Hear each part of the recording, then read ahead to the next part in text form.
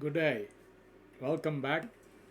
I hope you are all revising and you are learning everything in relation to Cortex M4 series. If not, please go back and revise all the days so far, so that would make you really in a good phase to follow up with the next coming sessions. Today we are on day 13. This is embedded system design on ARM Cortex M4. Today we're going to learn about fault handling and analysis in IDE.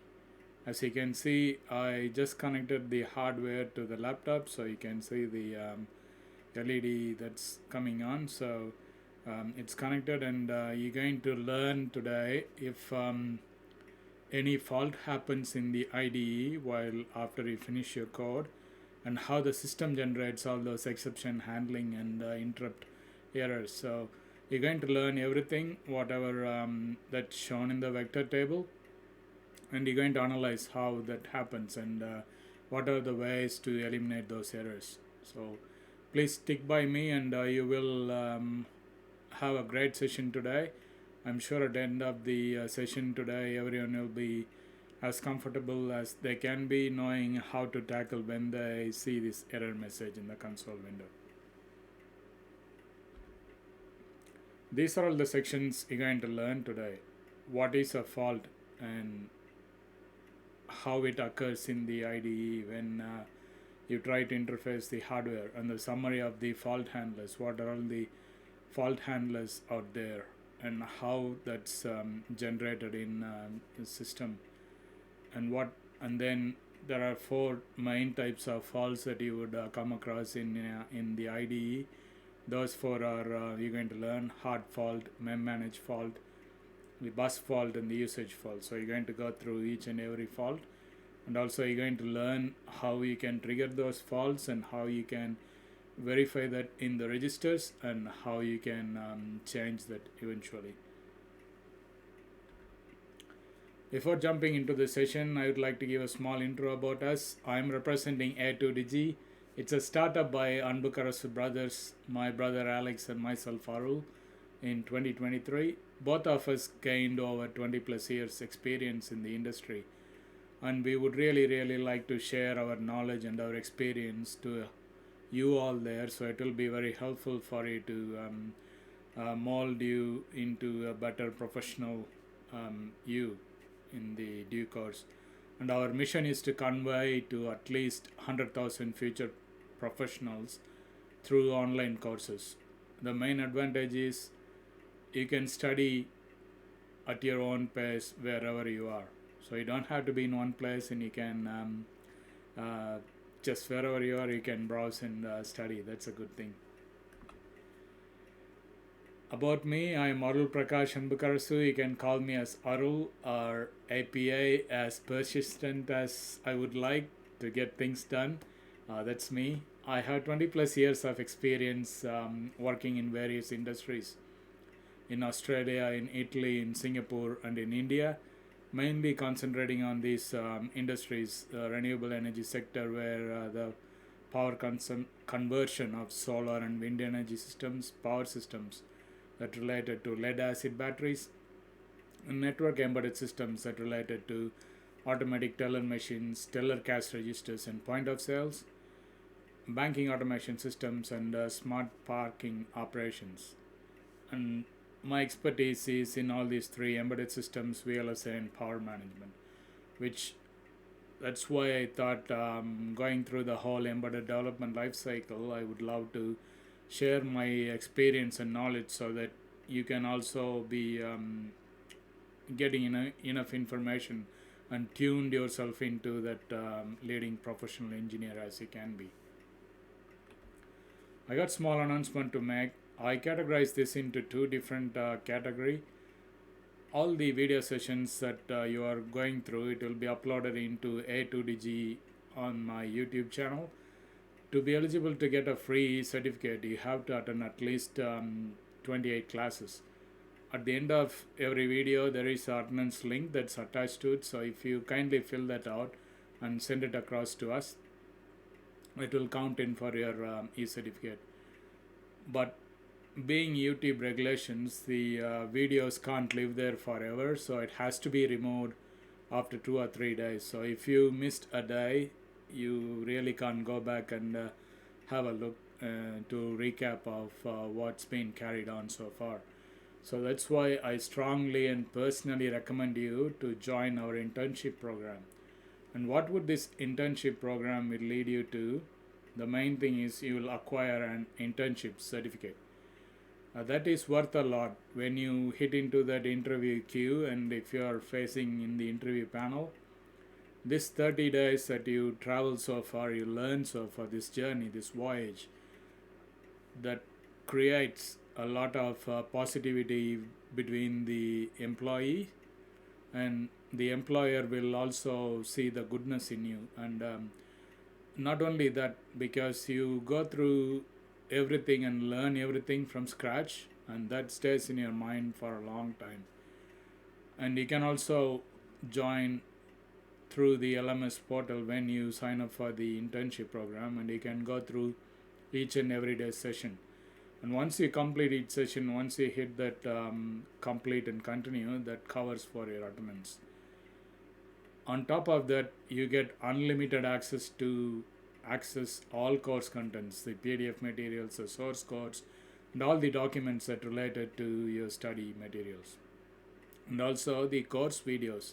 You could pause, you could come back and watch it again, or if you want to fast forward, you can do that, or rewind, whatever you want to do. It's all yours. You can do whatever you want. But while doing so, if you get stuck, you can't go anywhere, just contact our backend team, and they are a very good team, and they would be able to help you to move you along with your studies. Now these are all the materials required. Please do contact Pantex Solutions. They are a big manufacturing company, and they would be able to assist you and help you to acquire all of this.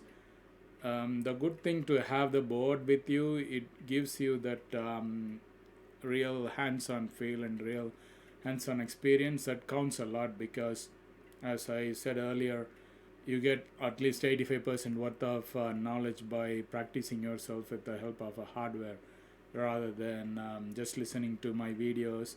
Well, you could get a lot by listening to it, but actually you do start to practice, you face a lot of different things, and that counts a lot when you go to the industry. So please invest it and buy all these materials and start preparing, and that's for your own goodness to come.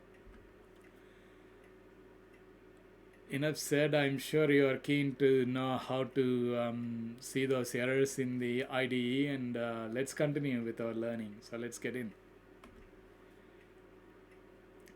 What is fault? What is actually a fault? The fault is an exception generated by the processor. In this case, it's system exception to indicate an error. That's in simple terms. If as soon as you right click and build the project, it goes through the compilation process that you've seen so far, and during the compilation process it checks in the behind the scenes checks and all of that, and then throws an error message related to that specific reason in the output console window. That's nothing but the fault. It's just what your code that's interfaced with the hardware produces a result, and that comes as a fault. And this can all be rectified by just digging deep into all the fault analysis, knowing what fault it is, and going through by registers so you know exactly where that fault is coming from. And you would be able to get there with the help of the SFR registers, and you can get there and resolve the fault and make the compilation go error free. So that's the key. So the fault is an exception generated by the processor to indicate an error. That's the fault. Now let's get into seeing what are all the different fault handlers in ARM Cortex M3 and M4. So as we just learned, fault happens when the program has handled the processor. It could happen by violating the design rules, maybe trying to interface with the processor. So when a programmer tries to interface the hardware, and sometimes if it goes against the design rules that's set by the compiler, by the manufacturer, then it will throw an error. And you will see all of that error in the next coming slides. So whenever that fault happens, the internal processor registers will be updated to replicate what error it is, what fault it is. So all the details will be displayed in the console window. That helps you even with the addresses. So you can go to your registers and you can search for that address, and you can see where the error happens and why the function calls for the exception handler to come in and work through. So that's why in an exception handler as well, when programmers may implement the code to report, to resolve, or to recover from the fault that's occurring, these are all the things by naturally the fault occurs because they're trying to compile the program, and then a fault occurs and they try to report that to the console to recover, and also it will come as different errors. So these are all the different fault handler situations that happens when you compile the program. We'll see more into it in the next coming slides. Okay, this is the summary of ARM Cortex exception as you've been learning so far in the previous sessions. If you go to STM32F411 reference manual, and if you do a search under vector table, these two you come across. As we learned so far, ARM Cortex M4 has 15 exception handlers, and 15 out of those 15 exception handlers, these are all the list. Every exception will have a number to it, and also not only that, you also get 240 interrupts comes with ARM Cortex. But this series, the one we are learning, STM32F411, has 83 interrupts. So it's all very understandable, and it's all very usable and good for the projects to learn. So as you can see, these exception numbers, everything has a number and stays with the priority as well. So for instance, the exception number 1 reset comes with -3 as a priority. So lower the value, the higher the priority. So that's how the controller is set for when you compile those programs. So for instance, the exception number 2, its priority is -2. It's a non-maskable interrupt, and everything has its own addresses, 00, 004, 008 likewise. So when you see the type of priority, if it's all fixed, that means it's on type of priority that's on a high priority which can't be modified. But if you see all the settable, then you can rearrange the priority and you can modify, depends on which one you want to cover. But these 3 that's on fixed, you can't change it. So that's set by the system itself from the manufacturer, you can't change it.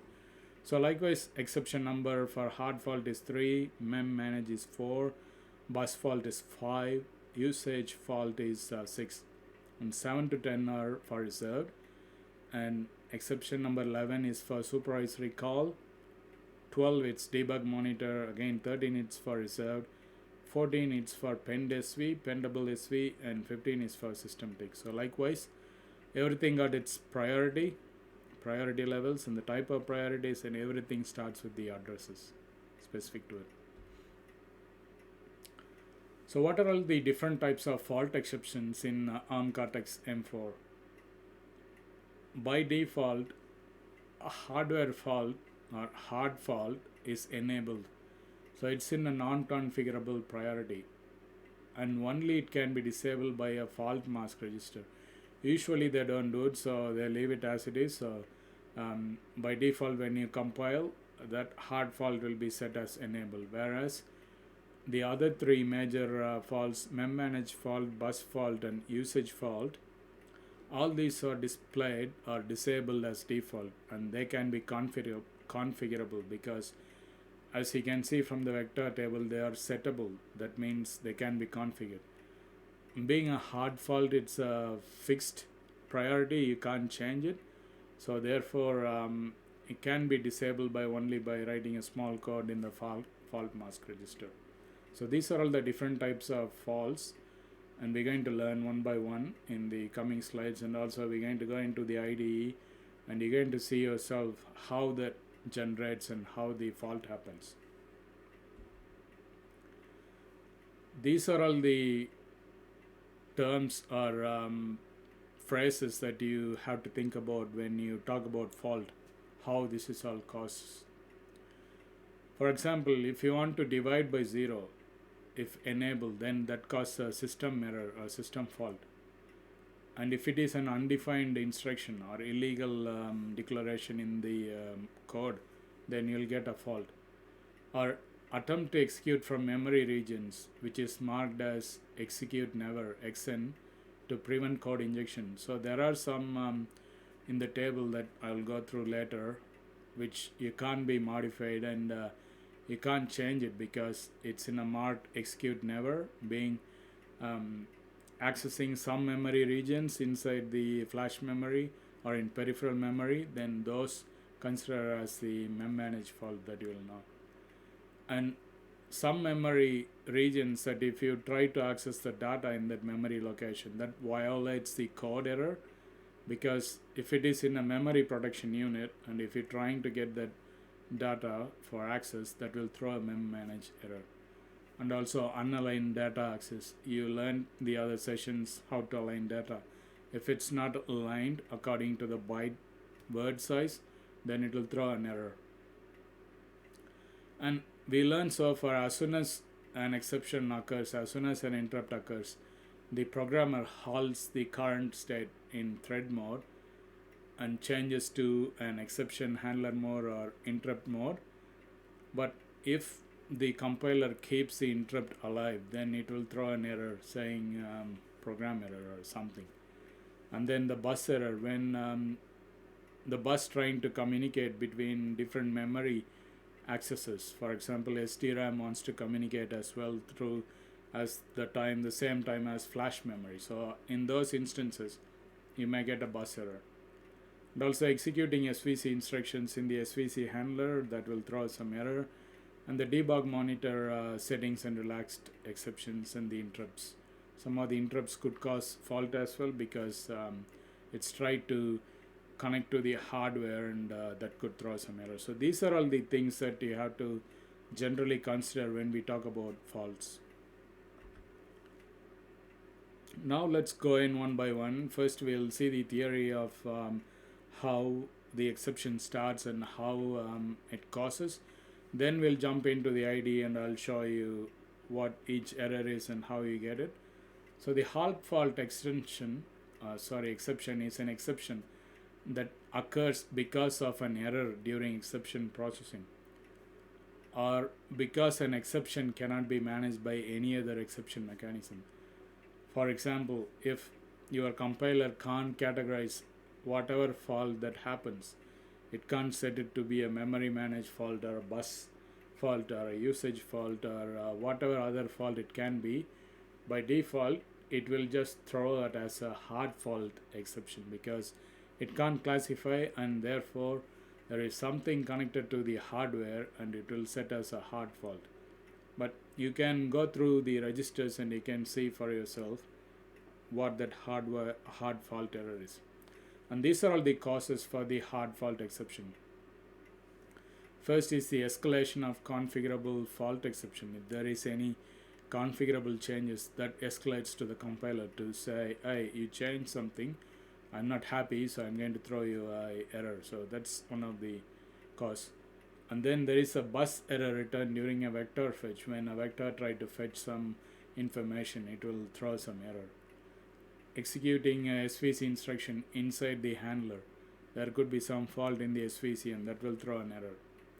And the other is the execution of breakpoint instruction. When at the time of asking to check the exception, the compiler starts the current mode, it halt mode, and then it has to change its perspective from C to debug mode. And at that instance, if the debug mode is disabled, then that will throw a hard fault error. So these are all the hard fault error causes, and that's the about the hard fault. Now next, moving to the mem manage fault exception. This is a configurable fault exception disabled by default, as because if you see in the vector table, it's set in the priorities type of priority set in a settable, so this can be configured. To check for mem manage fault, you have to enable this register called system handler control and state register. It's SHCSR, to make sure this is enabled.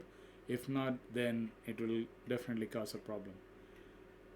And because it's in the settable priority, so this is configurable. When mem manage fault happens, mem manage fault exception handler will be executed by the processor, because everything, all of this will be in the startup code. So when you write this code in the main function main.c, whenever there is a error happens, from the main.c, the function calls the exception handler, and from the exception handler, from the startup, it will start to run from there. So that's why you get to see the mem manage fault exception.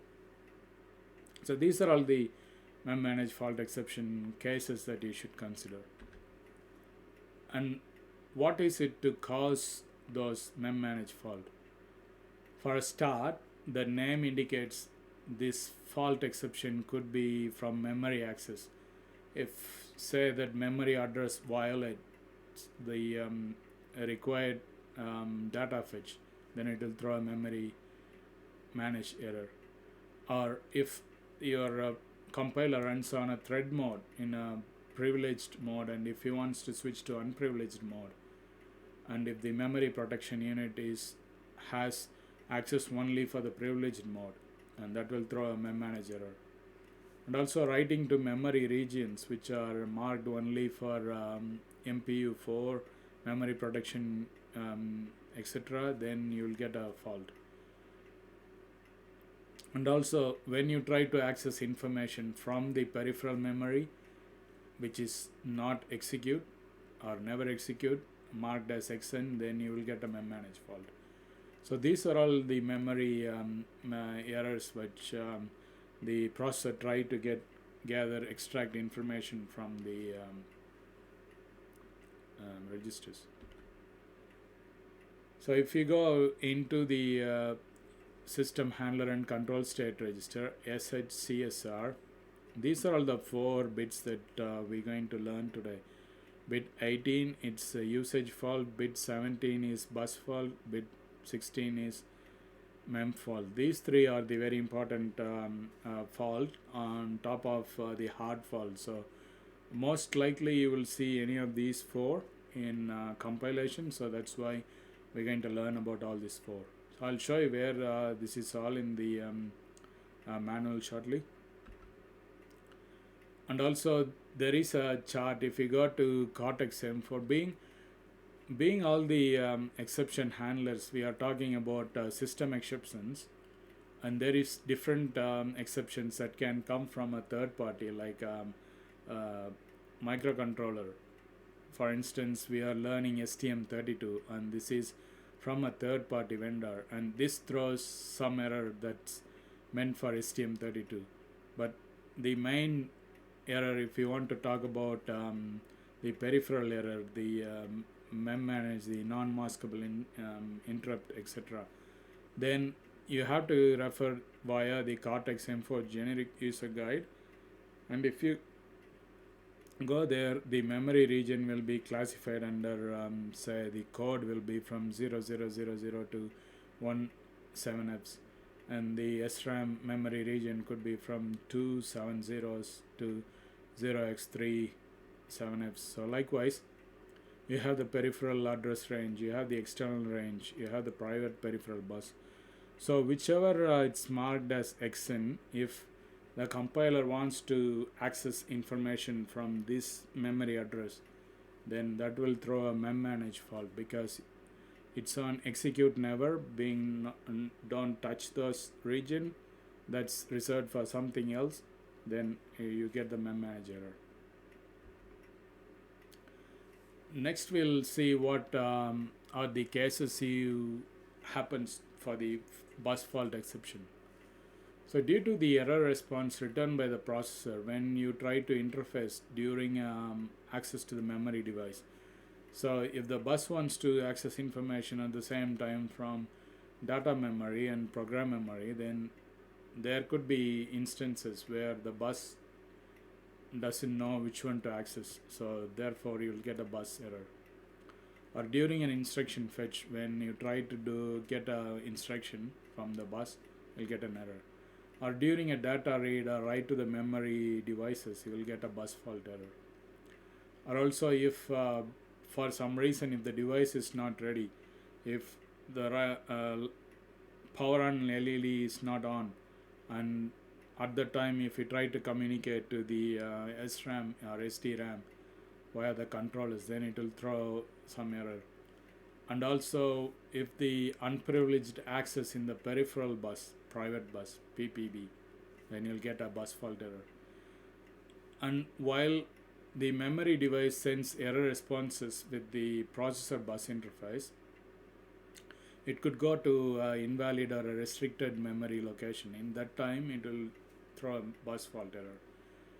If a bus error happens during vector fetch, it can be escalated to a hard fault, even if the bus exception is enabled. If nothing is mentioned, if you enable that, and if you just change the address, then that will change to the hard fault. And next is the usage fault exception. As we learned just earlier, if we go to system handler control and state register and make the usage fault, that is the bit 18 as 1, then that means that's enabled. So therefore if there is any usage fault occurs, through the help of this register it will throw that error, and you would know which register has caused or what caused it. Then you would be able to rectify that and resolve it. Again, this type of priority is a settable one, so that's why it's a configurable fault exception. By default it's disabled. If you want to enable, you need to go to the program and write a program and enable bit 18. So the priority, as we say, the type is configurable, so that's why it's in settable type of priority.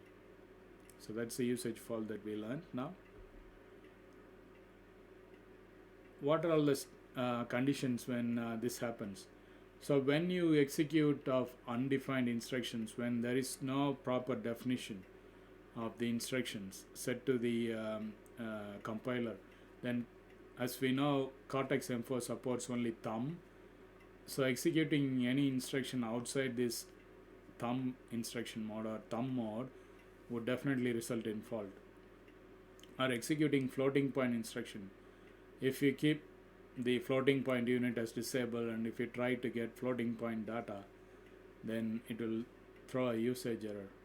Or trying to, once the system halts and does its exception handling and trying to get back to thread mode, and if the interrupt for some reason it stays still alive, then you'll get a usage fault saying it is still in the exception handler and some usage is going on, so therefore it will throw an usage error. And also when unaligned memory access with the byte size with multiple load or multiple store instructions given, then you'll get the usage fault. And again, attempt to divide that by 0 if enabled, then you'll get the usage fault. So we just gone through all the faults and what are the different fault handlers that it can do. So now let's get into the IDE and let's go through this exercise one by one. It is to execute, and first we'll learn about how to execute an undefined instruction and how that's going to throw the error, and then try to execute instruction from peripheral region, how that's going to create the error, and then we'll see the other 4 types of errors. And you can check yourself. There is a table you would see at fault status and addresses, and this will show the system handler priority, and it has the particular address whichever it displays and where they are connected. So this is a very good chart. If you want to go back and check for that register, you can check. So now let's get into the IDE, but before that it's been going on a bit. So please go and have a few minutes of rest and have a break, have something to drink, and if it is too hard, just cool down yourself and get some nibble to have a bite, and come back and stretch those arms and legs, and I'll see you in a couple of minutes. So I'll catch you in a couple of minutes. Until then, see you shortly. Bye now.